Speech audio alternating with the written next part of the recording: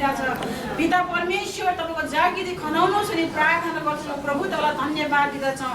जसरी परमेश्वर एलिया अगमवक्ताले प्रभु प्रार्थना गर्दै परमेश्वरले स्वर्गबाट आगो वर्षाउनु भयो, त्यसै गरी परमेश्वर तपाईँलाई मन नपर्ने हरेक कुराहरू पवित्रमा परमेश्वर तपाईँको शक्तिले तपाईँको आगोले भस्म गर्नुहोस् भने प्रार्थना गर्दछौँ प्रभु, तपाईँलाई धन्यवाद दिँदछौँ परमेश्वर, तपाईँलाई धन्यवाद धन्यवाद धन्यवाद छ प्रभु।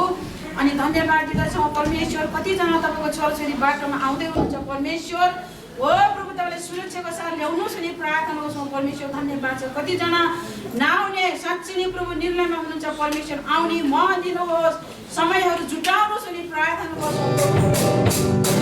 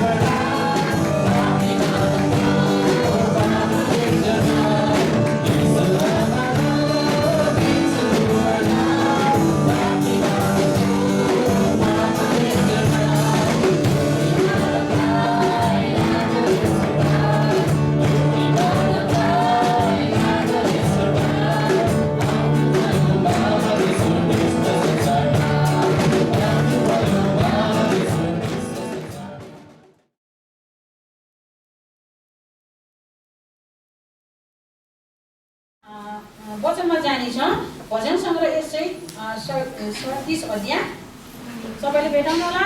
बेबिलोनको देशका निवासीहरूका गीत। बेबिलोन नदीका किनारहरूमा बसेर सियोनको स्मरण गर्दा हामी रह्यौँ। त्यसका वयस्का रुखहरूमा हामीले आफ्ना वीणाहरू झुन्डायौँ, किनकि हामीलाई कैद गरेर लानेहरूले त्यहाँ हामीलाई गीत गाउन लगाए र हामीलाई शास्ति दिनेहरूले हामीबाट अनन्तको गीत माग गर्यो। तिनीहरूले भने हाम्रा निम्ति सियोनका गीतमध्ये एउटा गीत गाओ। बिरानो देशमा परमपुरो गीत हामी कसरी गाउन सक्छौँ? हे यरुशलेम, मैले तँलाई बिर्सेको भए मेरो दाहिने हातले आफ्ना शिर भुलोस्। मैले तँलाई नसम्झेको भए, यदि मैले यरुशलेमलाई मेरो सर्वश्रेष्ठ आनन्द नठानेको भए, मेरो जिब्रो तालुमा टाँसी जाओस्। शैतान हामीदेखि किन जेलस हुन्छ, किन हामीदेखि रिसाउँछ? किन भनेपछि आज तपाईँ हामीलाई परमेश्वरले हाम्रो स्वेच्छा दिनुभएको छ। जस्तै शैतानले परमेश्वरको इच्छा मानेन, ऊ स्वर्गदेखि तल खसाल्यो। तर हामीलाई परमेश्वरले स्वेच्छा दिनुभएको छ। हामीले फेरि गल्ती गरे पनि, फेरि हामी चुके पनि, फेरि उठेर मेरो आराधना गर्न आइज। तैँले गल्ती पनि, तर म क्षमा दिन्छु, तसँग म छु भनेर भन्नुभएको छ। त्यही भएर त्यो छु भनेर भन्नुभएको छ। आज हेर्नुहोस् तपाईँ हामीहरू कति सौभाग्य छौँ। हामीलाई परमेश्वरले कतिको हकदार दिनु, कतिको हक दिनुभएको छ।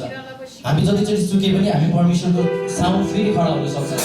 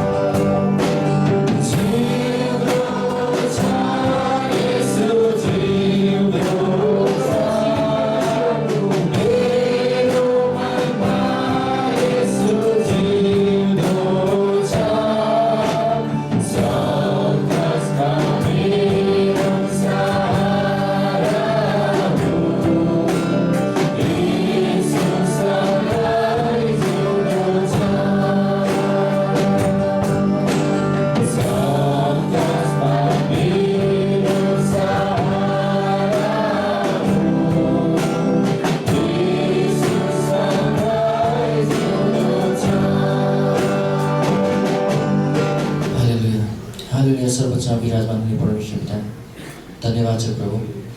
साँच्चै नै प्रभु तपाईँ मात्र धन्यवादको योग्य परमेश्वर हुनुहुन्छ प्रभु। तपाईँ मात्र आराधनाको योग्य परमेश्वर हुनुहुन्छ प्रभु। तपाईँ मात्र स्तुतिको योग्य परमेश्वर हुनुहुन्छ प्रभु। तपाईँ बाहेक न कोही हुनेछ र न कोही हुन आउनेछ प्रभु। तपाईँ सर्वदा एक समान परमेश्वर हुनुहुन्छ प्रभु। तपाईँ रिसाउनुमा ढिला प्रभु, प्रेम गर्नमा चाँडो गर्नुहुने परमेश्वर हुनुहुन्छ प्रभु। तपाईँ हाम्रो असल घोटालो हुनुहुन्छ प्रभु। तपाईँ हाम्रो असल सहारा हुनुहुन्छ प्रभु। तपाईँ हाम्रो चङ्गाइकर्ता हुनुहुन्छ प्रभु। तपाईँ हाम्रो अनन्तको आशिष दिनुहुने परमेश्वर हुनुहुन्छ प्रभु। साँच्चै नै प्रभु हाम्रो हृदयको अन्तस्करणदेखि हामी तपाईँलाई धन्यवाद दिन्छौँ प्रभु। हामी कुनै लोभ लालचमा होइन प्रभु, केही कुरोमा फसेको होइन प्रभु, तर तपाईँको पवित्र प्रेमलाई बुझेर हामी तपाईँलाई धन्यवाद दिँदछौँ प्रभु। तपाईँ पवित्र परमेश्वरलाई हामी समय उचाल्दछौँ प्रभु। ओ प्रभु तपाईँलाई धन्यवाद भएको होस् प्रभु। तपाईँलाई सदा सर्वदा सबै जीवहरूले प्रभु, सबै मानिस जातिले प्रभु तपाईँको नाममा धन्यवाद दिन सकेका होस् प्रभु। ओ प्रभु तपाईँको पवित्र प्रेमलाई हामी सम्झिन्छौँ प्रभु। धन्यवाद छ प्रभु। यस स्तुति आराधना चढाएका छ प्रभु, यसलाई ग्रहण गर्नुहोस् प्रभु। हामी दिन केही नै सक्छौँ र प्रभु तपाईँले माग्नु केही नै भएको छ प्रभु। केवल धन्यवाद दियो, केवल आराधना चढाउ भन्नुभएको छ प्रभु। हामीले दिएका छौँ प्रभु, यसलाई ग्रहण गर्नुहोस् प्रभु। यसलाई तपाईँको इच्छा अनुसारको आराधना हुन सकेको छ प्रभु। धन्यवाद छ प्रभु। सम्पूर्ण स्तुति आराधना चढाउने माग्दछु आशिष प्रभु। आमेन।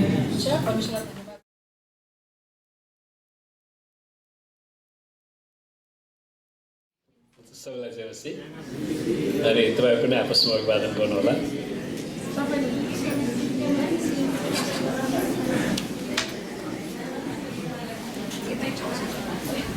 र आउनुहोस् पहिला हामी प्रार्थना गरौँ।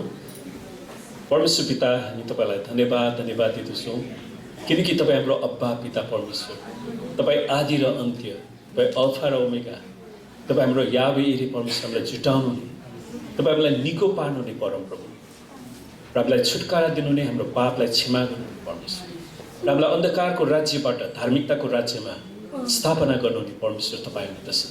परमेश्वर पिता, हामी प्रार्थना गर्छौँ आजको हाम्रो यस सभाको अध्यक्षता प्रभु हजुरले गर्नुहोस् र यस मण्डलको सिंहासनमा परमेश्वर तपाईँ आउनुहोस्, विराज गर्नुहोस् र हामी तपाईँलाई स्वागत गर्छौँ पवित्र आत्मा। र हामी जसरी वचन सुन्नेछौँ सुरुदेखि अन्तसम्म पवित्र आत्मा तपाईँ आफै भइकन हामीलाई एकाग्रता दिनुहोस् र हामी तपाईँको वचनलाई जसरी सुन्छौँ त्यसरी ग्रहण गर्न सकौँ प्रभु, र हाम्रो जीवनमा अभ्यास गर्न सकौँ येशूको नाम।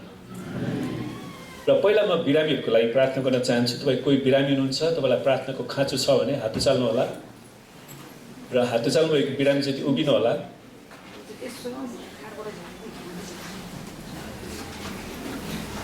र अरूहरूले बिरामीतिर हात बढाइदिनुहोस्, उहाँलाई प्रभुले चङ्गाइदिउँ भनेर आउनुहोस् हामी प्रार्थना गरौँ। हालेलुया।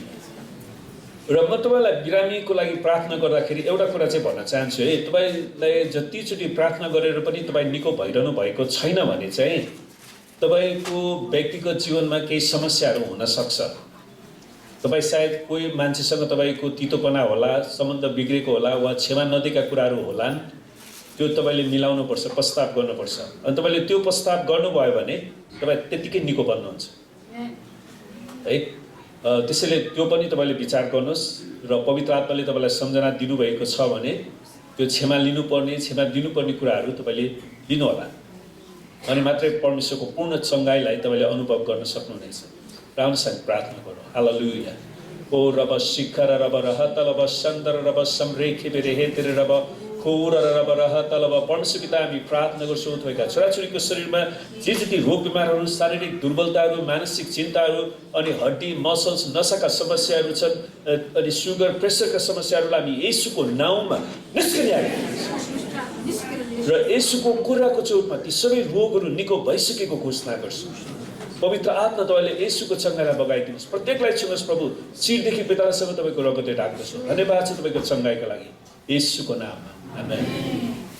र दोस्रो विषय चाहिँ हामी बाइबलले भन्छ काम नगर्नेले खाना पनि नखाओस्, आमेन।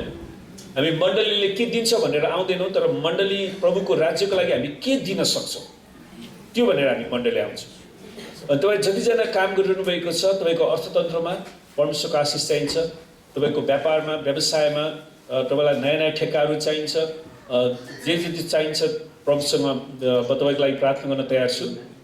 तपाईँ हात उचाल्नु होला र प्रभुले हरेकको आर्थिक स्रोतमा आशीर्वाद दिउँ। हालेलुया। परमेश्वर पिता, हामी तपाईँलाई धन्यवाद दिँदछौँ यी मेहनती र परिश्रमी हातहरू जसले तपाईँको वचनअनुसार विभिन्न किसिमको व्यवसायमा रोजगारमा रहेर काम गरिरहनु भएको छ। प्रभु हामी प्रार्थना गर्छौँ तपाईँका छोराछोरीको हातको परिश्रममा बेहिसाब आशिष दिनुहोस्, जसरी तपाईँले वचनमा प्रतिज्ञा गर्नुभयो।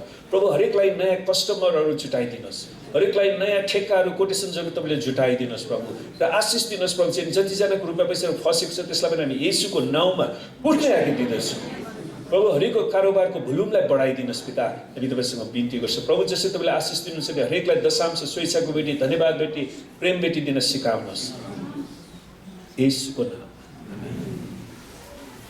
हुन्छ, परमेश्वरलाई धन्यवाद होस्। र आज हामी अर्को एउटा महत्त्वपूर्ण विषय हेर्दैछौँ। अनि मलाई आशा छ यो वचनले तपाईँलाई आशिष ल्याउनेछ। र आजको विषय छ जीवनको कष्टद्वारा अभिभावकत्व, प्यारेन्टिङ थ्रु लाइफ सफरिङ। भनेको मतलब के भने अब हामीहरू कतिजनाको बालबच्चा त हुर्किसकेको छ, अब तपाईँ कतिजना नयाँ आमाहरू बन्दै हुनुहुन्छ, हामीले प्रार्थना गरेका छौँ। कतिजना आमा बनिसक्नु भएको छ, कतिजनाको बच्चाहरू सानसानै छन्, र तपाईँले आफ्नो बालबच्चालाई हुर्काउँदाखेरि त्यतिखेर आउने कष्ट पीडाहरू माथि कसरी विजय हुने त, र हाम्रा बालबच्चाहरूलाई कसरी परमेश्वरको बारेमा ठिकसँग सिकाउने, त्यसको बारेमा हामी हेर्नेछौँ। अनि अहिलेदेखि नै हामी उनीहरूलाई सिकाएनौँ भने उनीहरू अलिक ठुलो भएपछि धेरै समस्यामा पर्न सक्छ। अनि उनीहरूले आफ्नो सृष्टिकर्ता र आफ्नो स्वर्गीय पितालाई चिनाउने हरेक जिम्मेवारी हरेक पिताको।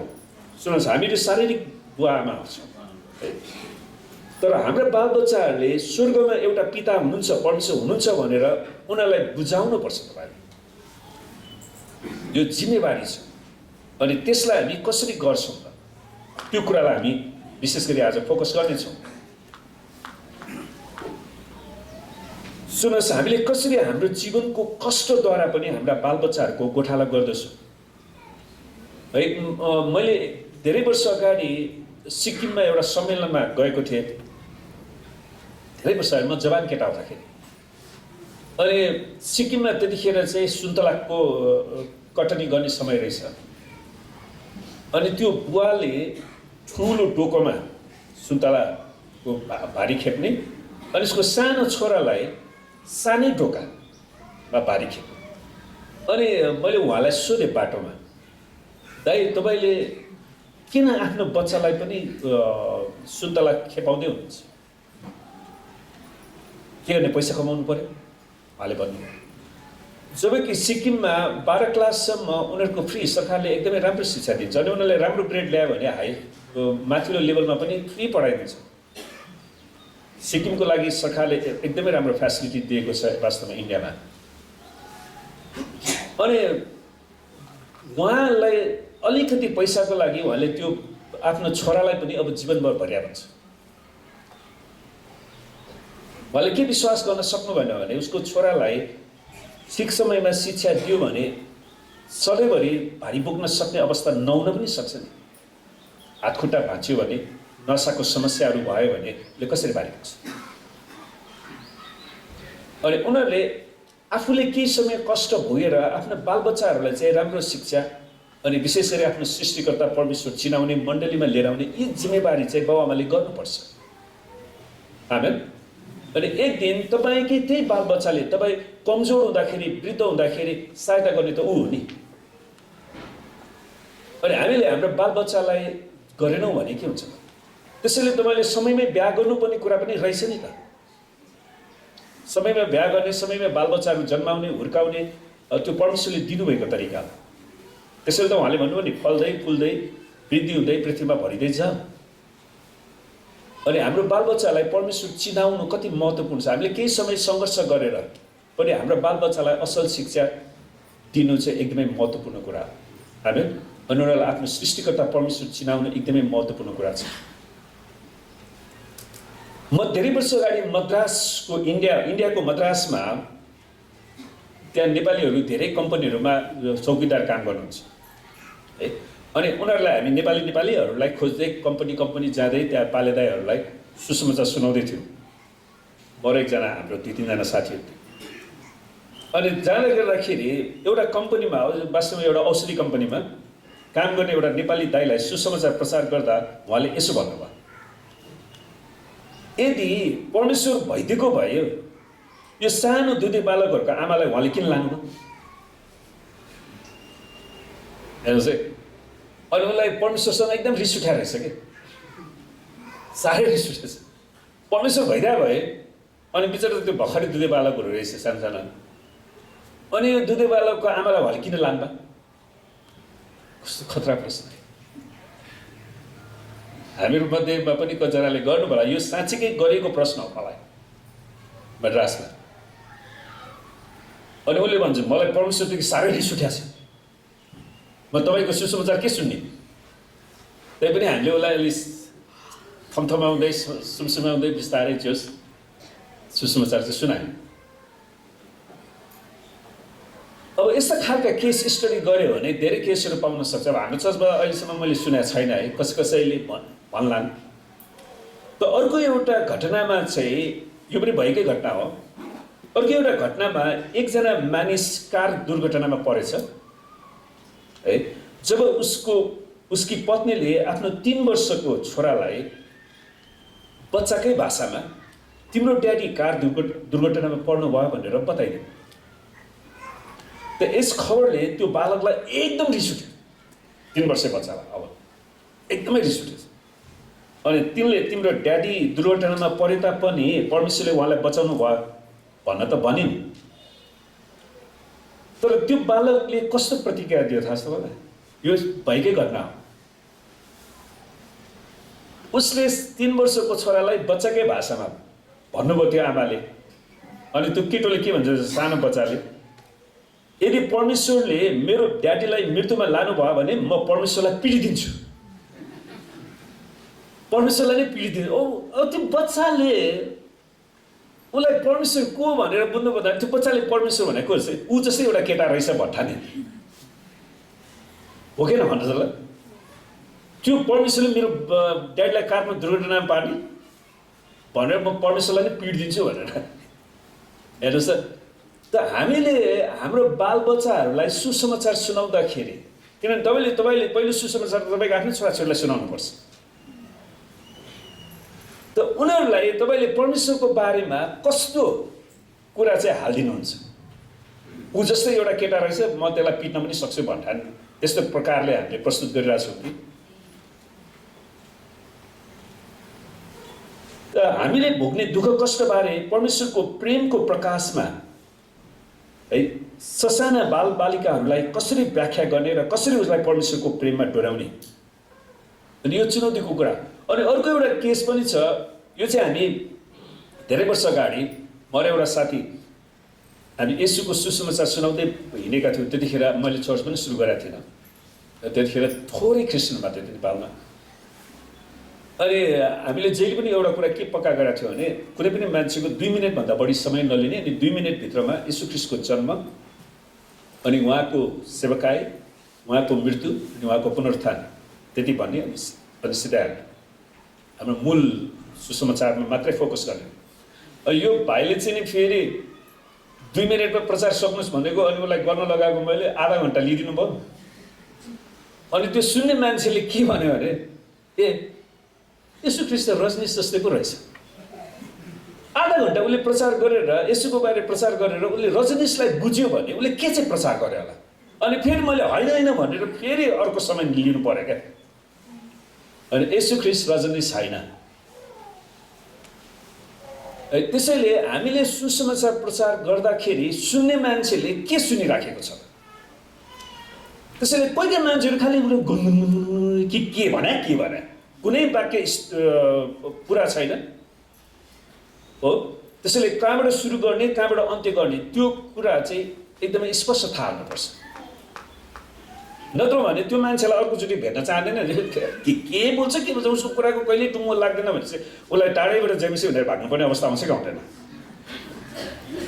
कुरै सिद्धिँदैन।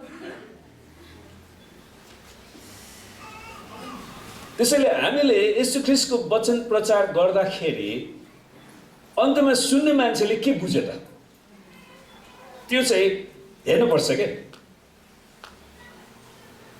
त परमेश्वरबारे एउटा निश्चित श्रोता वा बालकलाई बताउँदाखेरि 2वटा सिद्धान्तलाई ध्यानमा राख्नु पर्दछ। त एउटा सिद्धान्त चाहिँ सत्यलाई बुझ्न त्यो व्यक्ति खुला वा परिपक्व छ कि छैन? सत्य तथ्य कुरालाई बुझ्नको लागि खुला छ कि छैन? परिपक्वता छ कि छैन? त्यो हेर्नु पर्यो, थाहा गर्नु पर्यो। अर्को सिद्धान्त चाहिँ हामीले सत्यतालाई स्पष्ट रूपमा र साहसका साथ बताउनु पर्यो। साहसका साथ बताउन सक्नु पर्यो ताकि त्यो सूचनाबारे वास्तविक फैसला सुन्ने मान्छेले गर्न सकोस् क्या। तर के हाम्रो श्रोता सुन्ने व्यक्तिहरू चाहिँ उनीहरू तयारी छन् त परमेश्वरको वचनलाई ग्रहण गर्नलाई वा सुन्नलाई? वचनका दुईवटा खण्डहरू यो पहिलो सिद्धान्तसित सम्बन्धित छन्। त यसुले भन्नुभयो, जे पवित्र छ सो कुकुरहरूलाई नदेऊ, आफ्ना मोतीहरू सुँगुरको अगाडि नफाल, नत्र त तिनले आफ्ना खुट्टाले तिनलाई कुल्छलान् र फर्की तिमीलाई हमला गर्लान्। अब यो केस हामी हरेक मण्डलीमा पाउँछौँ। पास्टरले कति मेहनत गरेर, खोजी गरेर, रिसर्च गरेर सुसमाचार सुनाउँछ, उसलाई वचन सिकाउँछ, अन्तमा त्यो पास्टरलाई छुरामा धारमा छुरा रोपेर जान्छ। हरेक मण्डलीको पास्टरले अनुभव गरेको कुरा। अस्ति मैले हाम्रो बेलाको एउटा पास्टर साथीलाई त्यही मैले हाम्रो जुममा मिटिङमा उहाँलाई एकदमै निराशमा हुँदो रहेछ। मैले भने, दाइ तपाईँ नडराउनुहोस्, जहाँ पनि त्यस्तै हुन्छ। त्यो सहनलाई तयारी हुनुपर्छ। तयारी भएन भने त्यो मान्छेले सेवकाई गर्न सक्दैन है। अनि त्यसैले कोही कोहीहरू त्यस्ता हुन्छन्। परमेश्वरले पनि स्पष्टसँग भन्नुभयो, जे पवित्र छ सो कुकुरहरूलाई नदेऊ, आफ्ना मोतीहरू सुँगुरको अगाडि नफाल, नत्र त तिनले आफ्नो खुट्टाले तिनलाई कुल्छलान् र फर्की तिनलाई हमला गर्ला। उनीहरूलाई परमेश्वरको वचनको केही मतलब छैन। अनि त्यस्तो व्यक्तिहरू पनि तपाईँले थाहा पाउनु पर्यो। तपाईँको 3 वर्षे बालकलाई सुँगुर वा कुकुर ठान्नुपर्छ भन्न खोजेको होइन। उनीहरू पूर्ण रूपमा मानिसै हो, पूर्ण रूपमा मानिस।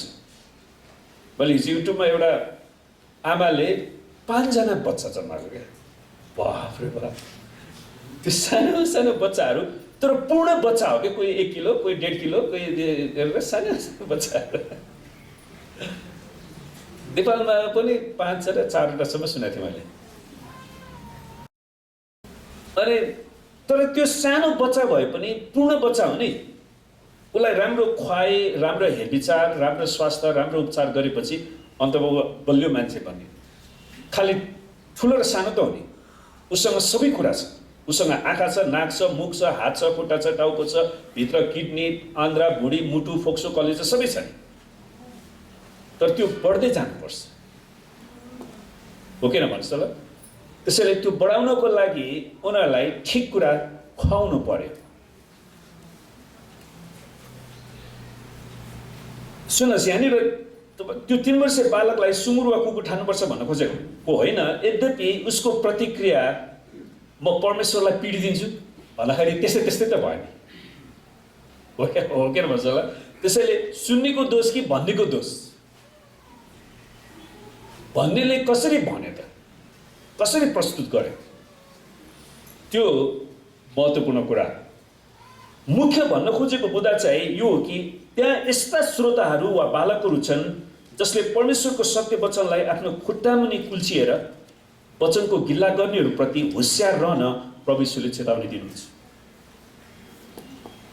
उनीहरूले परमेश्वरको वचनलाई खुट्टामुनि कुल्चिन्छ किनकि उनीहरू परमेश्वरको वचनभन्दा माथि रहन चाहन्छ। त्यो समस्या। तपाईको 3 वर्षे बालकले परमेश्वरको सुरक्षाप्रति यस्तो खाले स्वभाव देखाउँछ भने तपाईले आफूले दिएको शिक्षालाई जाँच गर्नुहोस्। त्यसैले हामीले सिक्ने बेलामा पहिला ध्यान दिएर सिक्नु पर्यो नि त, हैन? अनि कतिजना मान्छेहरू त्यहाँ पछाडि बसेर वचन पनि सुन्दैन, आफू पनि नसुन्ने, अर्कोलाई पनि सुन्न नदिने, गुनगुन गरेर बस्छ। अझ कोहीको मान्छे त मैले 100 रुपैयाँको 3 जोड मोजा पाएँ नि भन्दै फेरि मोजाको पो विज्ञापन भइरहेको। बल्ल बल्ल चर्चमा वचन हप्तामा 1 दिन वचन सुन्न आउँछ, अर्कोले मोजाको विज्ञापन गरिदिएर हैरान।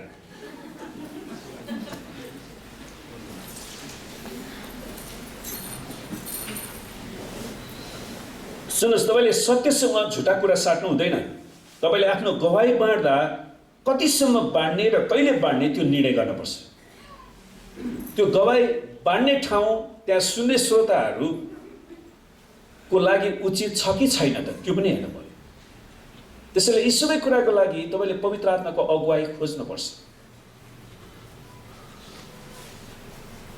अब हामी वचनको अर्को खण्डलाई हेरौँ। यहाँ भनेको छ पहिलो कुरिन्थी 3:1-3 भाइ हो तिमीहरूसँग बोल्दा आत्मिक जनहरूसँग बोले जस्तै म बोल्न सकिनँ, तर सांसारिक मानिस ख्रिस्टमा दुधे बालकसँग बोले जस्तै म बोल्न सकेँ। मैले तिमीहरूलाई दुध खुवाएँ, खदिलो पदार्थ होइन, किनकि तिमीहरू त्यसको निम्ति तयार थिएनौ। सानो बच्चालाई मासु खुवाउनु हुँदैन नि, थाहा छ है। उसलाई सबैभन्दा राम्रो चाहिँ आमाको दुध, किनभने ऊ मासु खान तयार छैन।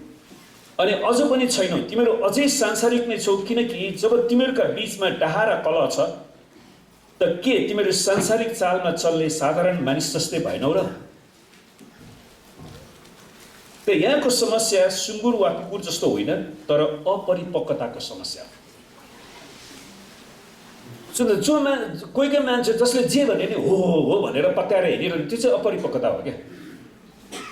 उसँग अलिकति पनि त्यो तर्क गर्न सक्ने क्षमता पनि नभएको। कहिलेकाहीँ मान्छेहरूसँग हुन्छ नि, तपाईँ विचार गर्नुहोस् है, उसँग रक्सी खाने पैसा हुन्छ अनि त्यहाँबाट औषधि गर्न चाहिँ पैसा हुँदैन। अनि आएर मण्डलीमा मलाई उपचारको लागि पैसा मागिदिनु। त्यो रक्सी खाने पैसाले रक्सी खानु सक्दा औषधि किने हुँदैन? किन अरूसँग पैसा मागिरहनु? हो कि भन्नुहोस् ल। कतिजना मान्छेहरू जे पनि पाइहाल्छु भन्ने किसिमको सोच लिएर आउँछ। कोहीहरू ठग्ने, अझै बजारमा माग्नेहरूको ठग। हाम्रो टोलमा एउटा माग्ने आउँछ कि आज बिहान उनीहरू माग्न आए, आज चाहिँ लाटो बनेर आए। त्यसै गर्दै उनीहरू मागिरहेको केटा। विभिन्न ट्रिक लिएर मान्छेहरू त्यस्तो ट्रिक गर्नु, फेरि जवान सधैँ केटाहरू क्या, त्यो काम गरेर खान सक्ने केटाहरू। अनि कतिजनाहरू त्यो अपरिपक्वताको जीवन आफ्नो जीवनमा ल्याउँछन्। त तिमीहरूसँग बोल्दा आत्मिक जनहरूसँग बोले जस्तै बोल्न सकिन, तर दुधे बालकसँग जस्तै बोल्न सके। त यो पहिलो सिद्धान्त हो कि तपाईँको श्रोता वा व्यक्ति वा बालक हो, तपाईँले बोल्नुभएको निश्चित सत्यतालाई ग्रहण गर्न खुला र परिपक्व छ कि छैन त। त्यो व्यक्ति परमेश्वरको वचन सुन्नको लागि परिपक्व छ कि छैन? कि हामीले स्पष्टसँग बोलेका छौँ? हाम्रो बोली स्पष्ट छ कि छैन? हामीले के भनेर कहाँ टुङ्ग्याउने त्यो कुरामा पक्का हुनुपर्छ। त्यो भएन भने चाहिँ ऊ कहाँबाट कहाँ टुङ्ग्यो त्यो थाहै हुँदैन। त दोस्रो सिद्धान्त लागु हुन्छ यहाँनिर कि हामीले हाम्रो विश्वास वा विश्वासको सारलाई स्पष्टसँग वा साहसका साथ सिकाएका छौँ, ताकि सुन्ने व्यक्तिहरूले यसको सत्यता, मूल्य र सुन्दरताको वास्तविक स्वाद लिन सकुन्। पावलले भन्दछन् हामीले शर्मका र लुकीछिपी गर्ने कामहरू त्यागेका छौँ। शर्मका र लुकीछिपी गर्ने कामहरू, त्यसलाई त्यागेका छौँ। हामी धूर्त काम गर्न वा परमेश्वरको वचनलाई हेरफेर गर्न इन्कार गर्छौँ, तर सत्यको वचन खुलस्त गरी घोषणा गर्दै परमेश्वरको दृष्टिमा हामी हरेक मानिसको विवेकमा आफैलाई ग्रहण योग्य तुल्याउँदछौँ। त्यसैले हाम्रो विवेकले आफैलाई पनि दोस्याउनु भएन क्या। कहिलेकाहीँ मान्छेहरू पाप गर्नलाई पनि सल्लाह माग्न आइरहेको हुन्छ क्या। र त कतिवटा कुरा अहिले यहाँ भन्नलाई उचित छैन। कोही मान्छेहरूलाई मैले धेरै खतरनाक, अनि मैले भने भोलि यो अवस्थामा गयो भने तपाईँ के गर्नुहुन्छ? प्रभुलाई धन्यवाद होस्, उनीहरूले गरेनन्।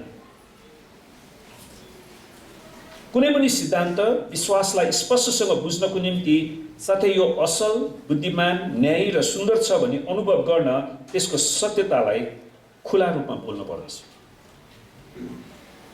है त यसलाई झट्ट हेर्दा यो पहिलो सिद्धान्तभन्दा ठ्याक्कै विपरीत देखिन्छ। यो अवस्थामा सायद हामीले पहिलो केसबारे धेरै बोल्यौँ र दोस्रो केसबारे थोरै भन्यौँ वा सत्यलाई ढाकछोप गर्यौँ।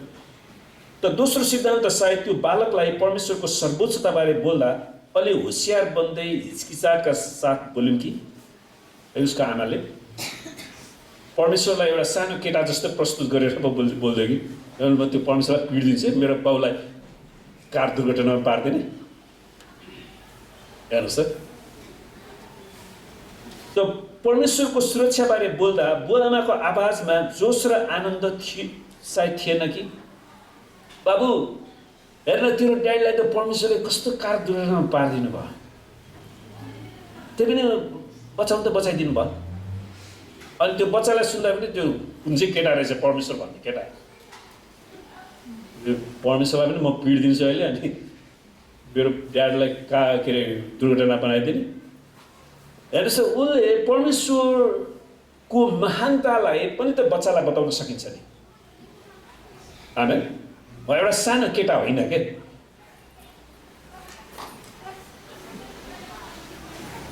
अनि त्यो बच्चाले चाहिँ उल्टा बुझ्न पुग्यो। त बालकले सायद भन्न खोजेको कुरालाई राम्रोसँग बुझेन। धेरै मानिसहरूले परमेश्वरको बारे त्यसरी नै बोल्दछ। तिनीहरूले बहाना बनाउँदै परमेश्वरमा रिस पोखाएका हुन्छन्। कतिजनाले परमेश्वर जस्तै परमेश्वरले यस्तो हुन दिनु, किन परमेश्वरले यस्तो हुन दिनु, किन परमेश्वरले मेरो व्यापारमा आशिष दिनु भन्नु, म परमेश्वरलाई छोडिदिन्छु। व्यापार गर्न आफू नजान्ने अनि दोष जति चाहिँ परमेश्वरलाई थुपा।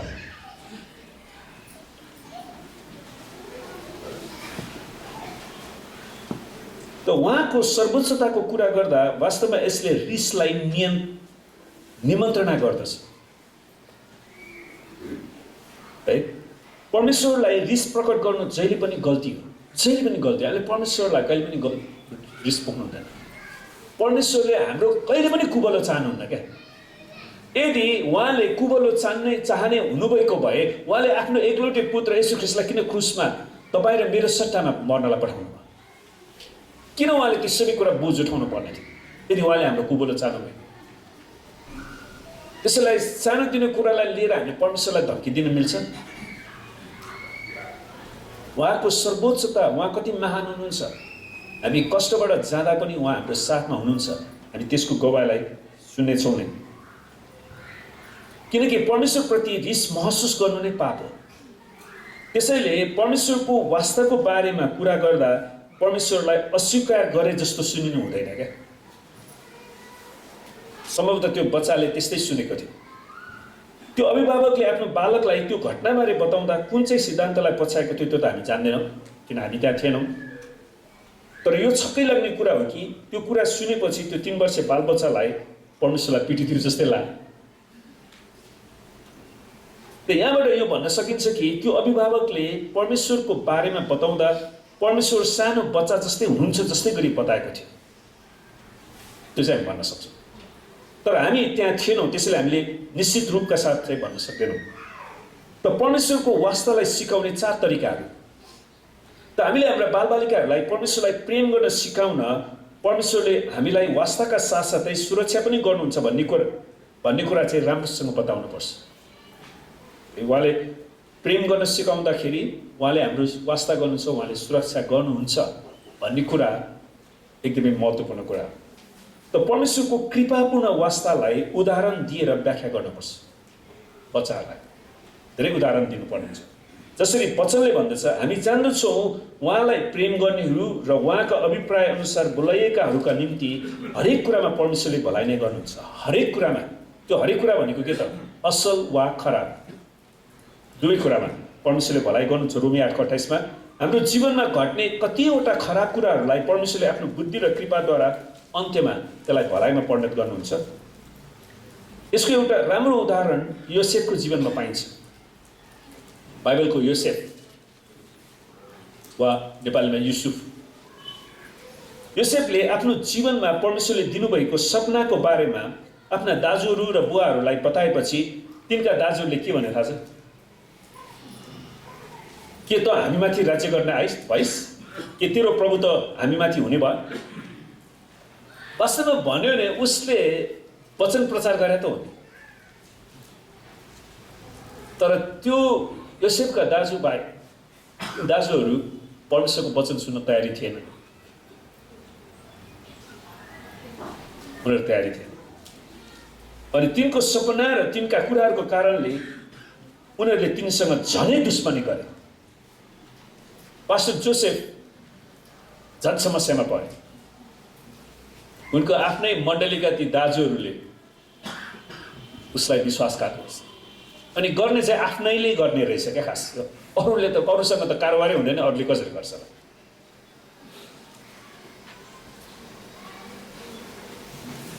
तिनका बुवाले पनि तिनलाई हप्काएर भने, तैँले देखेको यो सपना के हो? के साँच्चै नै म र तेरी आमा र तेरा दाजुहरू आएर भुइँसम्मै झुकेर तँलाई ढोक्नु पर्ने?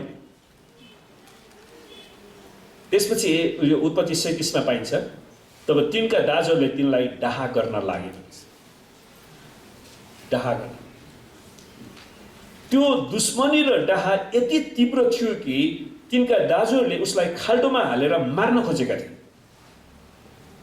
उनीहरूले पास्टर योसेफलाई अब हत्या गर्ने योजना बना, त्यो लेभलसम्म पुग्यो। तर योसेफमाथि परमेश्वरको कृपा भएको कारण योसेफका दाजुहरूले तिनलाई खाल्डोबाट तानी निकालेर इस्माइलीहरूका हातमा चाँदीको 20 सिक्कामा बेचिदिए। हुन त सम्बन्धको हिसाबले उनीहरूको भाइ थिए, तर आत्मिक दृष्टिकोणले हेर्दा उनीहरूको पास्टर पनि त थिए नि, तर उनीहरूलाई पछि राखेको थिएन। त येशू ख्रीष्टको सेवकाईमा पनि त फरिसी र सदुकीहरूलाई त्यही नपच्या त।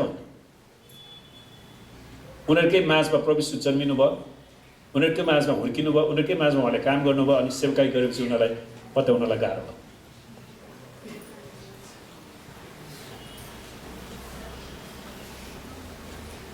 र पछि मिद्यानीहरूले योसेफलाई मिश्रमा फारोको एकजना अधिकृत पोतिफरको हातमा बेचिदिन्छ। उत्पत्ति 37 को 28-36 पदमा पाउँछ। त यहाँनिर उनीहरूले प्रचारकलाई बेचिदिए। तर यसको कारण योसेफले कहिले पनि म परमेश्वरलाई पीड दिन्छु, मलाई किन यस्तो सपना देखाएर बेकारमा मैले यो प्रचार गरेँ भनेर योसेफले भने? योसेफले भनेन। यी सबै खराब परिस्थितिबाट जानु परे तापनि उनले परमेश्वरको सुरक्षा र वास्तालाई राम्रोसँग बुझेका थिए। योसेफलाई धेरै गाह्रो थियो। पछि उनी चाहिँ पोतिफरको श्रीमतीले उसलाई फसाउन खोज्छ, पछि उसलाई झ्यालखानमा जानु पर्यो। झ्यालखानमा 2टा सरकारी अधिकृतहरू पनि आएका थिए, उनीहरूको सपनाको अर्थ खोल्दै, अनि अन्तमा उनीहरूले पनि बिर्से योसेफलाई। उसले बिना फाँटमा दुःख पाउनु पर्यो। तर अन्तमा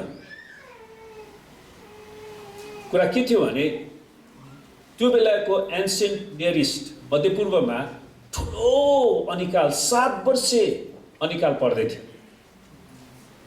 तर 7 वर्षे अनिकाल पर्नुभन्दा अगाडि 7 वर्षको सहकालको कुरा थियो। अनि त्यो बेलाको मानिसहरूलाई पूर्ण रूपमा बचाउनको लागि परमेश्वरले सुरुदेखि नै योसेफलाई दर्शन दिनुभएको थियो, अनि उनले आफ्नो दर्शनलाई प्रचार गरेका थिए। त्यो चाहिँ उनको निम्ति एउटा ठुलो पास्टरली सेवकाई थियो। अरूको हेरविचार गर्दै थियो नि त परमेश्वरको वचन बोलेर। तर तत्कालीन मान्छेहरूले उसको प्रचारलाई विश्वास गरेन।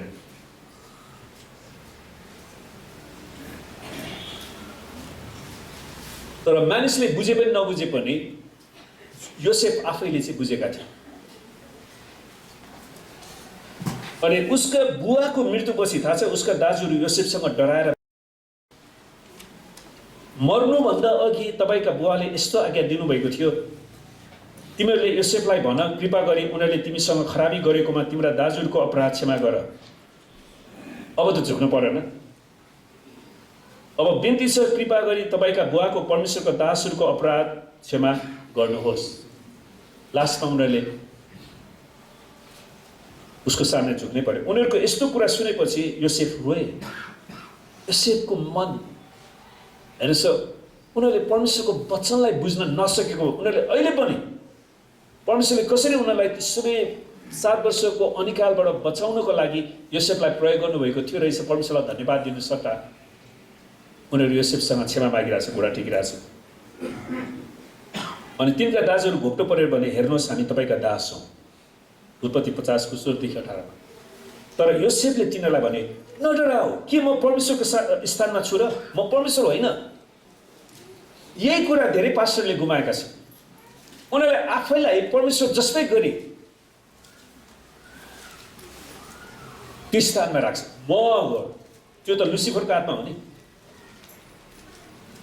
यशायाको पुस्तकमा लुसिफरले 5 चोटि म परमेश्वर भन्दा माथि, म गरिदिन्छु, म।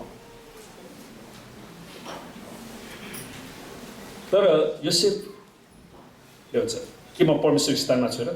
म पनि एउटा साधारण मानिस हो। तिमीहरूले मेरो विरुद्धमा हानि गर्ने विचार गरेका थियौ, तर परमेश्वरले त्यही कामद्वारा भलाइ गर्ने विचार गर्नुभयो, ताकि जसरी आज भइरहेको छ त्यसरी नै धेरैजना मानिसहरू बाँचिरहन्। त्यो बेलाको संसारलाई बचाउनको लागि परमेश्वरले त्यो प्रकाश दिनुभएको थियो, त्यो सपनाद्वारा बोल्नुभएको थियो, वचन दिनुभएको थियो। जुन वचनलाई योसेफले प्रचार गर्दाखेरि तिनीहरू उसँग रिसाए। त्यसैले परमेश्वरको वचन प्रचार गर्नलाई पनि गाह्रो रहेछ। होइन, कहिलेकाहीँ मान्छेहरू भन्छ यो पास्टरले मलाई नै घोचेर भन्यो बा आज। पास्टरले कसैलाई घोचेर भन्ने होइन नि, पास्टरले त परमेश्वरको वचन भन्ने हो नि। अनि धेरैजनाको आत्मालाई बचाउने हो नि खास, ताकि धेरैजना मानिसहरू बाँच्न सकुन्। यसै कारण नडराऊ, तिमीहरूलाई तिमीहरूका बालबच्चा समेत म पालन पोषण गर्नेछु। यसरी तिनले उनीहरूलाई ढाडस र सान्त्वना दिए। त जब उनीहरूले पनि परमेश्वरको वचनको अधीनमा बसे भने परमेश्वरले सहायता गर्नुहुन्छ आफ्नो जनहरूका। त हामीले परमेश्वरले गर्नुभएका यस्ता घटनाहरूलाई हाम्रा बालबच्चाहरूलाई बताएर परमेश्वरको जनहरूको जीवनमा खराब कुराहरू आइलाग्दा परमेश्वरले सुरक्षा र वास्ता गर्ने कुरा ध्रुव सत्य हो भनेर भनिराख्नुपर्छ, बताइरहनुपर्छ। गवाई चाहिँ दिनुपर्छ। हामीले देख्न नसके तापनि परमेश्वरले जहिले पनि खराब कुरालाई भलाइमा परिणत गर्नुहुन्छ।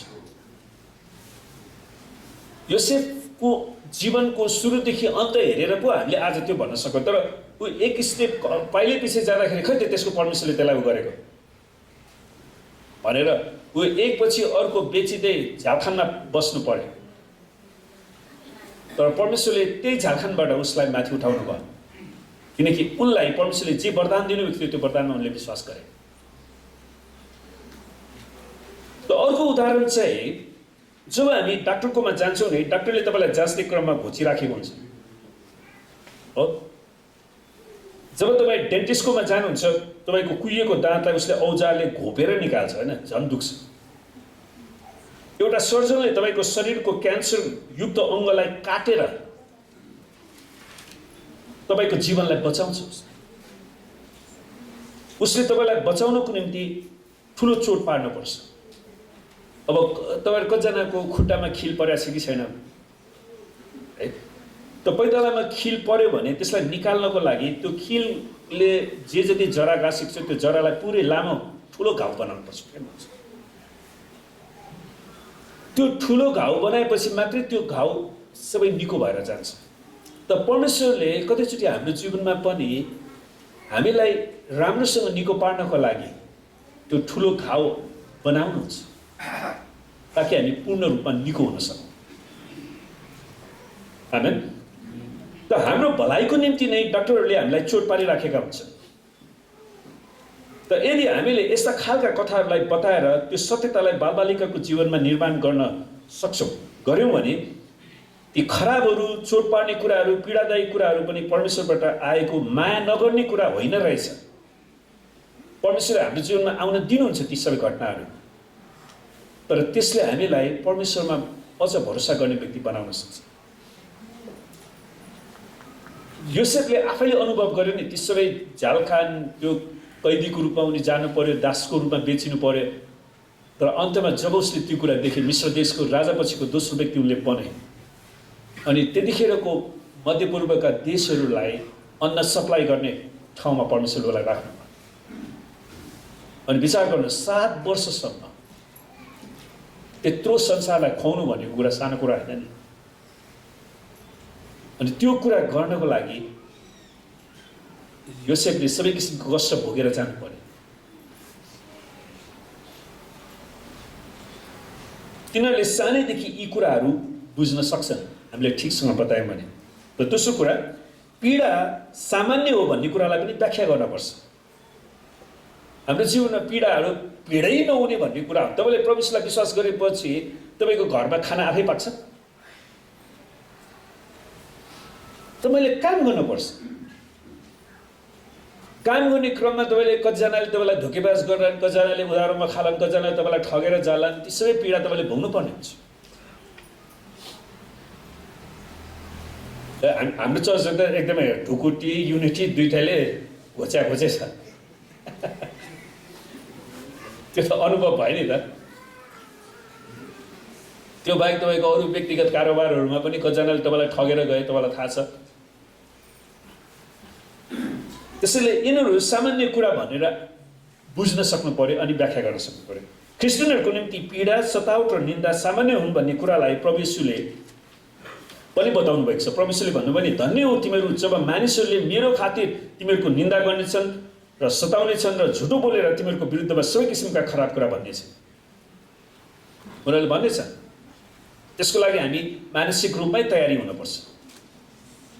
तब रमाऊ, निराश भएर चिन्तित भएर प्रभुलाई छोडेर भागा भनेको छैन। तब रमाऊ र अत्यन्त खुसी हो, किनभने स्वर्गमा तिमीहरूको इनाम ठुलो हुनेछ। त्यसैले प्रभुले हाम्रो ध्यान चाहिँ स्वर्गमा लगाउनुहुन्छ, किनभने स्वर्गमा तिमीहरूको इनाम ठुलो हुनेछ। किनभने यसरी नै तिमीहरूभन्दा अघिका अगमवक्ताहरूलाई तिनीहरूले सताएका थिए। योसेफलाई तिनीहरूले सताए, यशायालाई सताए, अरू धेरै अगमवक्तालाई उनीहरूले सताए। तिनीहरूले तिमीहरूलाई सङ्कष्टको लागि सुम्पिदिनेछन् र तिमीहरूलाई मार्नेछन्। मेरो नाउँको खातिर सबै जातिहरूले तिमीहरूलाई घृणा गर्नेछ। त्यसको लागि हामी मेन्टल्ली, मानसिक रूपमा तयारी हुनुपर्छ। तिनीहरूले मलाई सताए भने तिमीहरूलाई पनि सताउनेछन्, प्रभु येशूले भन्नुभयो। त क्रिस्चियनहरू सङ्कष्टमा पनि रमाउँछन्, यो जानेर कि सङ्कष्टले सहनशीलता उत्पन्न गराउँछ। रोमी 5:3। त याकुबले लेख्छन्, मेरा भाइ हो, तिमीहरूमाथि विभिन्न किसिमका आपद विपद आइपर्दा त्यसलाई पुरा आनन्दको कुरा सम्झ। त्यो मानिस धन्यको हो जो आपद विपदमा स्थिर रहन्छ, किनकि जाँचको सामना गरिसकेपछि त्यसले जीवनको त्यो मुकुट पाउनेछ। त्यसैले ती सबै कुरामा हामीलाई स्थिर हुनको लागि परमेश्वरले भन्नुहुन्छ। पत्रुसले पनि भनेका छन्, थोरै समयको निम्ति तिमीहरूले विभिन्न किसिमका कष्ट भोग्नु पर्दछ। पहिलो पत्रुस 1:7। तिमीहरूलाई पारख गर्ने अग्निमय परीक्षा तिमीहरूमाथि आइपर्दा केही अनौठो कुरा भए जस्तै गरी तिमीहरू छक्क नपर। किन मेरो जीवनमा यस्तो आयो? त प्रभुले आउन दिनु भएर हामीलाई केही नयाँ कुरा सिकाइरहनु भएको छ वा नयाँ जिम्मेवारी दिइरहनु भएको छ। त हामीले हाम्रा बालबच्चाहरूलाई संसारमा आउने सङ्कष्टबारे राम्रोसँग सिकाउनु पर्दछ। प्रभुले संसारमा हामीलाई सङ्कष्ट हुँदैन भनेर सिकाउनु भएन, तर उहाँले के भन्नुभयो? संसारमा तिमीहरूलाई सङ्कष्ट हुन्छ, तर साहस गर, मैले संसारलाई जितेको छु।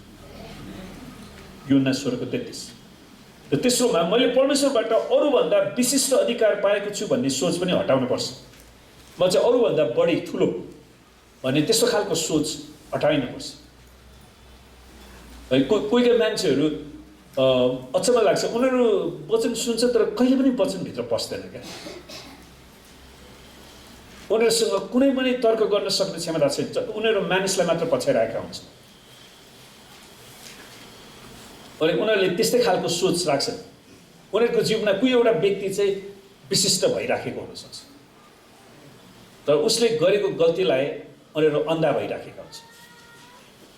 हामीले हाम्रा बालबच्चाहरूलाई यो सिकाउन आवश्यक छ कि हामीहरू सबै पापी हौँ र हामीहरू कोही पनि अरूभन्दा असल कुरा पाउनको निम्ति योग्यका छैनौँ। हामी कोही पनि छैन, किनकि बाइबलले के भन्छ?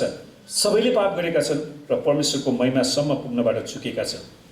रोमी 3:23। त्यसैले सबैजना पापी छ, उनीहरू परमेश्वरबाट टाढिएका छन्, सबैलाई परमेश्वरको खाँचो छ। धार्मिक कोही छैन, एकजना पनि छैन, बुझ्ने कोही छैन, परमेश्वरलाई खोज्ने कोही छैन। ती सबै बरालिएका छन्, तिनीहरू एकसाथ बेकममा भएका छन्। कसैले असल गर्दैन, असल गर्ने एकजना पनि छैन। तिनीहरूको घोक्रो खुला चिहान हुन्, तिनीहरू आफ्नो जिब्रोले छलका कुरा गर्छन्। सर्पका विष तिनीहरूका ओठमा छ, तिनीहरूका मुख श्राप र तीता कुराले भरिएका छन्। तिनीहरूका खुट्टा रक्तपात गर्नलाई छिटा छन्। विनाश र दुर्दशा तिनीहरूको बाटोमा छ र शान्तिको बाटो तिनीहरूले चिनेका छैन। तिनीहरूको आँखाको सामने परमेश्वरको डर छैन, परमेश्वरको भय छैन। रोमी 3:10-18 पावलले लेख्छ, तापनि परमेश्वरले आफ्नो सृष्टिलाई असल दान वरदान दिनुभएको छ, जुन कुरा पाउनको लागि हामी योग्यका छैन, हाम्रो योग्यताले गर्दा पाएको होइन, यो परमेश्वरको कृपाले गर्दा दिनुभएको। जसरी बाइबलले भन्दछ हरेक असल दान र हरेक सिद्ध वरदान स्वर्गबाट हो, यो वरदान ज्योतिको पिताबाट आउँछ। याकुब 1:17। सत्य मार्गमा हिँड्नेहरूलाई परमप्रभुले कुनै भलो असल थोकबाट वञ्चित राख्नुहुन्न। भजन सङ्ग्रह 84:11। आमेन। जे असल छ परमप्रभुले त्यही दिनुहुनेछ र हाम्रो जीवनले फसल उमार्नेछ। त्यसैले परमेश्वरले हामीलाई फलदायी बनाउनको लागि त्यो अत्यावश्यक आधारभूत आवश्यकता उहाँले जुटाउनुहुन्छ। तिनीहरूले त्यो देशका कतिपय फलफुल ल्याए अनि हामीलाई परमप्रभु हाम्रा परमेश्वरले दिनुहुने यो देश उत्तम रहेछ भन्ने खबर तिनीहरूले दिए। प्रतिज्ञाको देशमा जासुस पठाउँदाखेरिको कुरा हो। भजनका लेखकले लेख्दछन्, तपाईँले तिनीहरूलाई दिनुहुँदा तिनीहरूले बटुल्छन्, तपाईँले आफ्नो मुठी फुकाउनु हुँदा उत्तम पदार्थले तिनीहरू तृप्त हुन्छन्। त जब परमेश्वरले दिनुहुन्छ हामीले बटुल्न सक्छौँ, हामी परमेश्वरको उत्तम कुराले तृप्त हुन सक्छौँ। त परमेश्वरले पनि भन्नुभयो नि, यसकारण तिमीहरू दुष्ट भएर आफ्ना छोराछोरीहरूलाई असल चिज दिन जान्दछौ भने स्वर्गमा हुनुहुने तिमीहरूका पिताले उहाँसित माग्नेहरूलाई कति बढ्ता गरेर असल चिज दिनुहुन्छ, कति बढ्ता गरेर पवित्र आत्मा दिनुहुन्छ। परमेश्वरले हामीलाई पवित्र आत्मा दिनुहुन्छ, अरू असल कुराको आशिषले पनि भर्नुहुन्छ। जवान सिंहहरू कमजोर होलान् र तिनीहरू भोकाउँछन्, तर परमप्रभुको खोजी गर्नेहरूलाई कुनै उत्तम कुराको अभाव खाँचो हुँदैन। आमेन। कुनै पनि उत्तम कुराको अभाव हुने छैन। परमप्रभुले तेरा इच्छाहरू उत्तम कुराले तृप्त गर्नुहुन्छ ताकि तेरो जवानी चिलको जस्तै फेरि नयाँ होस्। भजन सङ्ग्रह 103:5। यो वचन त धेरै ढाडस दिने कुरा। हामी जति बुढो हुन्छ हामी अझ जवान हुन सक्छौँ। तपाईँ यो वचनमा विश्वास गर्नुहोस्। आमेन। तपाईँ बुढो भएर लक्ष्य टेकेर खोक्दै किन हिँड्नु? आमेन। चिल जस्तै हो।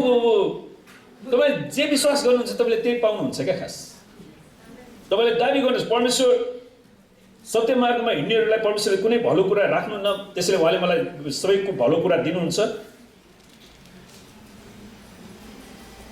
अनि परमेश्वरले मलाई उत्तम कुराले भर्नुहुन्छ। आमेन। र परमेश्वर म तपाईँको खोजी गर्छु अनि तपाईँको खोजी गर्दाखेरि तपाईँले मलाई सबै असल कुराहरू दिनुहुन्छ र उहाँले मेरो जवानीलाई नयाँ चिलको जस्तै फेरि बनाइदिनुहुन्छ। म थकित भएर जानु पर्ने छैन। उहाँले तिर्खाएकाहरूलाई तृप्त पार्नुहुन्छ र भोकालाई उत्तम पदार्थले सन्तुष्ट पार्नुहुन्छ। परमेश्वरको वचनप्रति, परमेश्वरको आशिषप्रति भोकाउनु र तिर्खाउनु परेन। एलिपजले लेख्छ नि अयुबको केसमा, उहाँले तिनीहरूका घरहरू असल असल थोकहरूले भरिदिनु भएको थियो। यसर्थ म दुष्टको सल्लाहदेखि अलग बस्छु। अयुब 22:18। किनकि परमेश्वरले मात्र हाम्रो घरलाई असल कुराले भर्नुहुन्छ, तर त्यसै कारण म दुष्टहरूको सल्लाहदेखि अलगिन्छु। त्यसैले दुष्टहरूबाट चाहिँ हामी अलगिनु नै पर्ने रहेछ। वास्तवमा हरेक व्यक्तिले जब पापको स्वभावलाई बुझ्दछ उसको आफ्नो योग्यताले पाउने भन्दा अझ बढी उत्तम कुरा पाउँछ क्या उसले। परमेश्वरले हामीलाई यस्तो मुक्ति दिनुभएको छ जुन हाम्रो योग्यता केही पनि छैन त्यो पाउनलाई। हामी परमेश्वरको राज्यको नागरिक भएका छौँ। हामी परमेश्वरको आशिषको हकवाला बनेका छौँ ख्रीष्ट येशूद्वारा। आमेन। यस संसारको पीडाप्रति परमेश्वर कहिले पनि अन्यायी बन्नुभएको छैन। हामीले पाइराखेका कुराहरू भन्दा अझ असल कुरा पाउन हामी योग्यका छैनौँ। हामीले पाएका हरेक असल कुराहरू परमेश्वरको अनुग्रह हो। अनुग्रह हामी अयोग्य भए तापनि दिएको निगाह हो। हामी आफैमा परमेश्वरको आशिष पाउन कुनै पनि योग्यता छैन। त्यो कुरालाई हामीले बुझ्नु पर्यो। र चौथोमा जहिले पनि क्रुसलाई हेर्नुहोस्। कल्भरीको क्रुसमा ख्रीष्ट येशूले भोग्नुभएको पीडालाई हेर्नुहोस् क्या। त्यो पीडालाई तपाईँको पीडासँग तुलना गर्नुहोस् त। त्यो थोकाइ गिल्ला निन्दालाई तपाईँको पीडासँग हेर्नुहोस् त।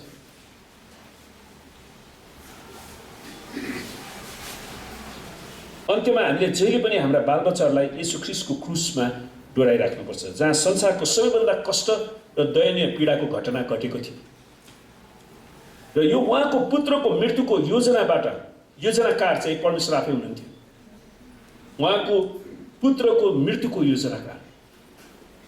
परमेश्वर पिता आफ्नो जसरी एसायाले लेख्छन् नि, निश्चय नै उसले हाम्रा निर्बलताहरू बोक्यो र हाम्रा दुःख बोक्यो, तापनि हामीले उसलाई परमेश्वरबाट हिर्काइएको, उहाँबाट पिटिएको र दुःखमा परेको सम्झ्यौँ। मलाई अझै पनि याद छ, सुसमाचार प्रचार गर्न जाँदाखेरि त्यो बौद्धभन्दा तलपट्टिको गाउँ छ नि, त्यता जाँदाखेरि तिनीहरूले तपाईँले येशूलाई त्यसरी क्रुसमा फाँसी दिएर टाँग्यो, के विश्वास गर्नु? येशूले पाप नगरे भए क्रुसमा टाँग्थ्यो भनेर तिनीहरू अलिकति राजनीतिमा लागेका मान्छेहरू रहेछ। अनि उनीहरूले चाहिँ येशूलाई त्यसरी नै, किनभने रोमी सरकारले राजनीतिक अपराध लिएर आउने प्रयास गरे भने, तर उनीहरूले पुरै कथा बुझाएको छैन। अनि त्यसरी उनीहरूले गिला गरिरहेको थियो। अनि तर प्रभुलाई धन्यवाद होस्, फेरि मैले उनीहरूलाई अलिकति व्याख्या गर्ने मौका चाहिँ पाएँ।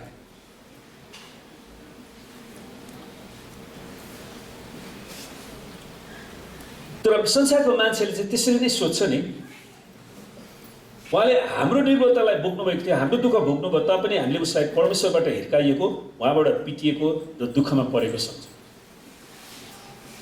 तर ऊ त हाम्रा अपराधहरूका निम्ति छेडियो, हाम्रा अधर्मको निम्ति ऊ पेलिएको थियो, हामीमा शान्ति ल्याउने दण्ड उसमाथि पर्यो र उसको कुर्राको चोटले हामीहरू निको भयौँ।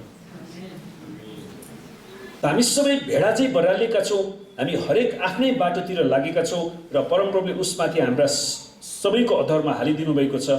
ऊ थिचोमिचोमा पर्यो तापनि उसले आफ्नो मुख खोलेन। परमेश्वरले कुनै गुनासो गर्नु भएन। कल्भरीको क्रुसमा पनि उहाँले के भन्नुभयो? हे पिता, यिनीहरूले के गरिरहेका छन् सो जान्दैन, यिनीहरूलाई के गर्नुहोस्, क्षमा गर्नुहोस्। परमेश्वरलाई धन्यवाद होस्, उहाँ तितोपनाले भरिनु भएन। मारिनलाई लगेको थुमा जस्तै ऊ डोर्याएर लग्यो, अनि उन कतर्नेको सामु भेडा मौन भइजे उसले पनि आफ्नो मुख खोलेन। अत्याचार र इन्साफद्वारा ऊ लगियो। उसका सन्तानको बारेमा कसले विचार गर्न सक्छ? किनकि ऊ जीवितहरूको देशबाट अलग गरियो र मेरा प्रजाको अपराधको निम्ति उसमाथि कुटाइ पर्यो। उसको चिहान दुष्टहरूसित बनाइयो र मृत्युमा धनीहरू उसको साथमा थिए। यद्यपि उसले केही उपद्रव गरेको थिएन, न त उसको मुखमा केही छल थियो। तापनि उसलाई चकनाचुर र कष्टमा पार्न परमप्रभुको इच्छा थियो र परमप्रभुले उसको प्राणलाई दोष बलि झैँ बनाउनु भए तापनि उसले आफ्नो छोराछोरीलाई देख्नेछ र आफ्नो दिन बढाउनेछ। आज हामी ख्रिस्ट येशूद्वारा उहाँको सन्तान भएका छौँ।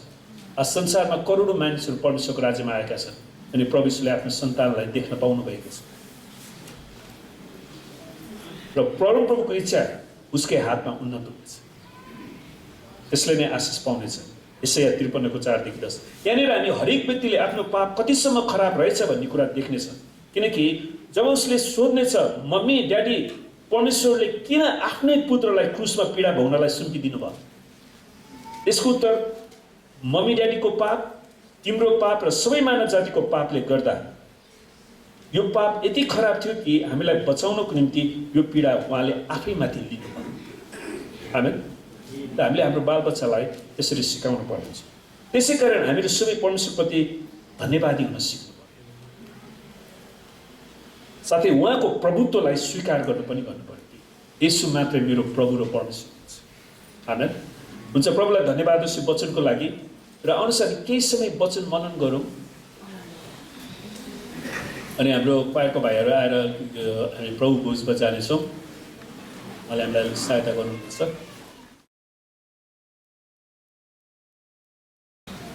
र अहिले हामी यो खण्ड अब पढिदिन्छु। पहिलो कोरिन्थी 11:23-देखि 32सम्म। तपाईँको बाइबल छ भने हेर्नु होला, छैन भने ध्यान दिएर सुन्नु होला।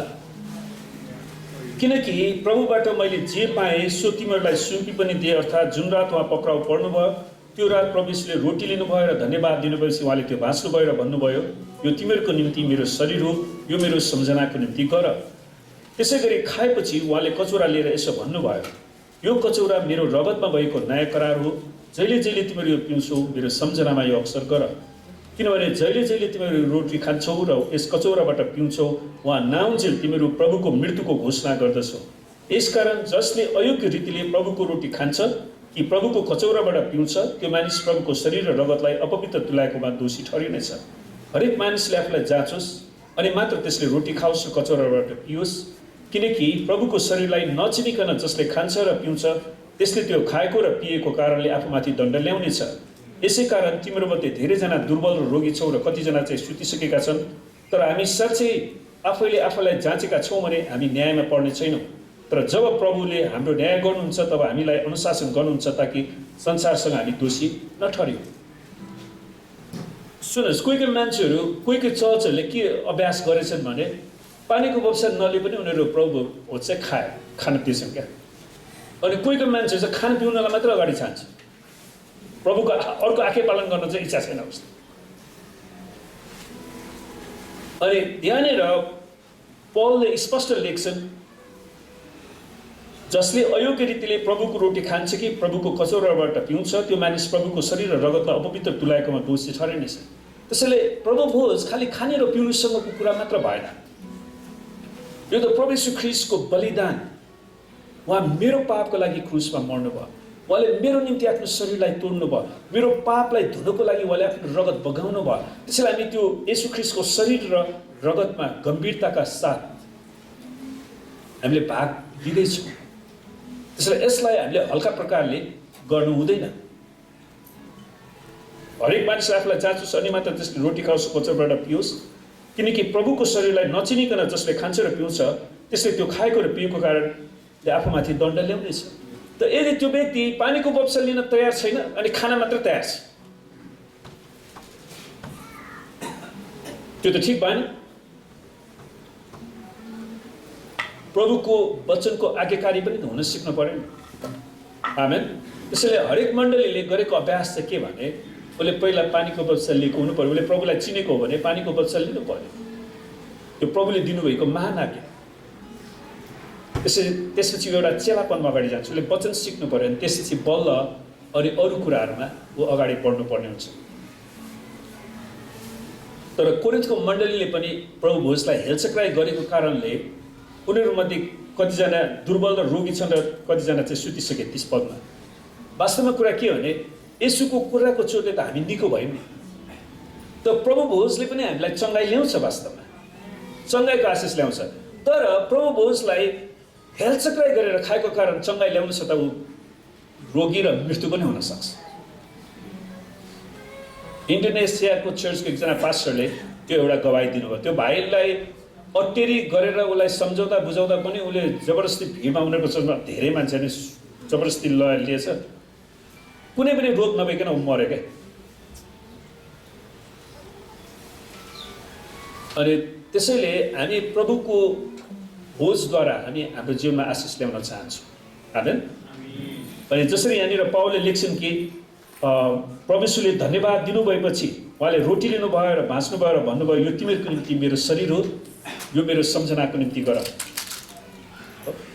प्रियहरू, संसारमा फरक चाहिँ यो हो क्या, संसारको कुनै पनि धर्म सुरु गर्ने व्यक्तिहरू वा कुनै पनि देवी देवताहरू तपाईँ र मेरो पापको निम्ति उनीहरूले आफ्नो शरीरलाई तोडेका छैनन्। उनीहरू हाम्रो निम्ति कोही पनि क्रुसको कष्टलाई भोगेका छैनन्। त्यो नै येशू ख्रीष्टको भिन्नता। उहाँ हाम्रै पापको निम्ति मर्न नै भनेर कन्या स्त्रीको गर्भमा पवित्र आत्माको शक्तिद्वारा आउनुभयो। आमेन। जुन चाहिँ कुनै पनि धर्ममा हामी त्यस्तो व्यक्ति पाउँदैनौँ। अनि उहाँले आफ्नो शरीरलाई तोड्नुभयो। किन? परमेश्वरको नियमअनुसार जुन मानिसले पाप गर्छ त्यो मर्नुपर्छ, तर हामी मर्नुपर्ने सट्टामा उहाँ मर्नुभयो। किनकि मानिसको पाप धुनको निम्ति मानिसकै रगतको आवश्यकता पर्छ। जनावरको रगतले, बोका, हाँस, कुखुरा, थुमाको रगतले मानिसको पापलाई धुन सक्दैन। मानिसको पापलाई धुनको लागि मानिसकै रगत चाहिन्छ। अनि त्यो यस्तो रगत जुन रगत कहिले पनि अपवित्र भएन। अनि त्यो रगत परमेश्वरको रगत मात्रै हो, किनकि उहाँ कन्या स्त्रीको कोखबाट आउनुभयो। आमेन। अनि त्यसै गरी खाइसकेपछि उहाँले कचौरा लिनुहुन्छ र भन्नुहुन्छ यो कचौरा मेरो रगतमा भएको नयाँ करार हो। किनकि पुरानो करार अनुसार उनीहरूले हरेकचोटि आफ्नो पाप स्वीकार गरेर त्यो जनावरलाई बलिदान गरेपछि तत्कालीन समयको लागि त उनीहरूको पाप क्षमा भयो, तर फेरि पाप गरे फेरि अर्को बलिदान गरिराख्नु पर्यो क्या। तर यो चाहिँ एकैचोटि सधैँको निम्ति बलिदान गर्नुभएको छ। अनि उहाँको रगत आज पनि प्राप्य छ। त्यसैले जब हामी क्रुसको वेदीमा जान्छौँ र भन् प्रभु मलाई फेरि एकचोटि तपाईँको रगतले दिनुहोस्, फेरि एकचोटि मलाई शुद्ध र पवित्र पार्नुहोस्, म तपाईँलाई धन्यवाद दिन्छु किनकि तपाईँ मेरो पापको लागि क्रुसमा मर्नुभयो र आफ्नो रगत बगाएर मेरा सबै दोषपत्रलाई तपाईँले मेटाइदिनु। आमेन। अनि उहाँले भन्छ जहिले जहिले तिमीहरू यो पिउँछौ मेरो सम्झनामा यो अवसर गर। त्यसैले हामीले ख्रीष्ट येशूको उहाँको जन्म, उहाँको मृत्यु र उहाँको पुनरुत्थानलाई हामीले निरन्तर सम्झिनुपर्छ। परमेश्वरलाई धन्यवाद होस्, उहाँ मर्नु मात्र भएन, तेस्रो दिन उहाँ पौडी पनि हुनु। आमेन। र आउनुहोस् हामी सबै आँखा चिम्लौँ र केही समय परमेश्वरको वचनलाई मनन गरौँ, प्रस्ताव गरौँ। हालेलुया। परमेश्वर पिता, हामी तपाईँलाई धन्यवाद चढाउँदछौँ। पिता, तपाईँले संसारलाई यस्तो प्रेम गर्नुभयो, आफ्नो एकलौटे पुत्र येशू ख्रीष्टलाई हामी मानिस जातिको उद्धारको निम्ति दिनुभयो। जसरी मानिससँग तपाईँले एकदम प्रेम सत्यतामा गाँसिएको सम्बन्ध, हामी मानिसकै पापको कारणले पितासँग टुटिएको सम्बन्ध जोड्नुको लागि त्यो मध्यम बनेर प्रभु येशू एउटा आज्ञाकारितामा हजुर यो संसारमा आउनुभयो। परमेश्वर, हामी तपाईँलाई धन्यवाद दिँदछौँ प्रभु। साँच्चै तपाईँ प्रभु येशू ख्रीष्टलाई तपाईँ परमेश्वरले संसारमा दिनुभयो। अनि प्रभु येशू ख्रीष्ट, हामी तपाईँलाई धन्यवाद दिँदछौँ प्रभु। तपाईँ यस संसारमा आएर प्रभु साँच्चै मृत्युलाई सहनु भयो अनि प्रभु हामीलाई जीवन दिनुभयो। प्रभु तपाईँले क्रुसमा रगत बगाउनु भयो अनि प्रभु हाम्रो पापलाई दिनुभयो। प्रभु साँच्चै यो तपाईँको नयाँ करार जुन पछाडि छुटाउनु भएको छ प्रभु, तपाईँलाई धन्यवाद छ येशू प्रभुको नाममा।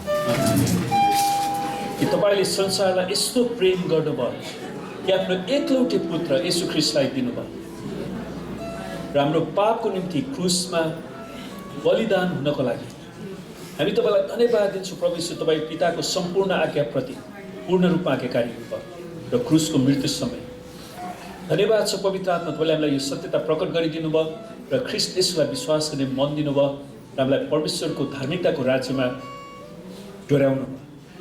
प्रभु, हामी तपाईँलाई धन्यको भन्दछौँ। हामी प्रार्थना गर्छौँ प्रभु, यो देशमा अझै पनि लाखौँ करोडौँ मानिसहरू छन् जो तपाईँको राज्य बाहिर छन् प्रभु। उनीहरूलाई तपाईँको राज्यमा डोराउनलाई तपाईँले हामी प्रत्येकलाई प्रयोग गर्नुहोस् प्रभु र उनीहरूलाई तपाईँको मण्डलीमा डोराउन हामीलाई प्रयोग गर्नुहोस् प्रभु। हामी तपाईँसँग बिन्ती गर्छौँ प्रभु। हामी प्रार्थना गर्छौँ आज जो जति आउन सक्नु भएन, कोही रोगी बिरामी हुनुहुन्छ भने उनीहरूलाई हामी येशूको नाममा चङ्गाइको घोषणा गर्छौँ। कोही घटी कमीमा छन् भने उनीहरूको आवश्यकतालाई पुर्याउने आज्ञा दिँदछौँ प्रभु। हामी प्रार्थना गर्छौँ यो हप्ताभरिका हाम्रो सेवाकायमा, यात्रामा, पढाइमा, सम्पूर्ण काममा तपाईँलाई आशीर्वाद दिनुहोस् प्रभु। हामी प्रार्थना गर्छौँ तपाईँले साँच्चै नै यस मण्डलीलाई आशीर्वाद दिनुहोस् र हरेकलाई रक्षा गर्नुहोस् परमेश्वर पिता। हामी प्रार्थना गर्छौँ तपाईँले आफ्नो मुख यस मण्डलीमाथि चम्काउनुहोस् र हरेकलाई तपाईँको अनुग्रहले भर्नुहोस् परमेश्वर पिता। हामी प्रार्थना गर्छौँ तपाईँले आफ्नो चेहरा यस मण्डलीमाथि प्रकाश गरिदिनुहोस् र हरेकलाई प्रभु तपाईँको त्यो स्वर्गीय शान्तिले भर्नुहोस् र तपाईँको नाउँ मात्र यस मण्डलीमा उछालिन सकेको होस् र परमेश्वर पिताको प्रेम, परमेश्वर ख्रीष्टको अनुग्रह र पवित्र आत्माको सङ्गति र सहभागिता हामीहरू हरेकसित आजदेखि सदा सर्वदा रहिरहौँ येशूको नाममा। सबैलाई जय मसीह।